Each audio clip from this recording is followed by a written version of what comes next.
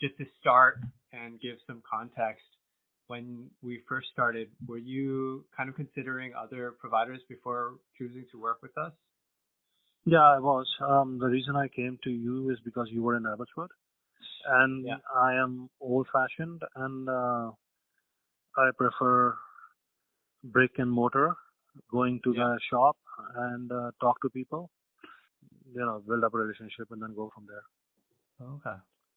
When we first started working together, did you have any concerns at the beginning?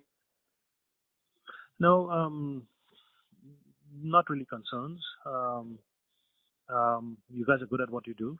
To make a website and then search engine. I got amazing results for the Wonder Years in terms of people contacting us. I could see the improvement and people getting in touch with us. So definite improvement. I mean, that is a good part. In terms of Warvik,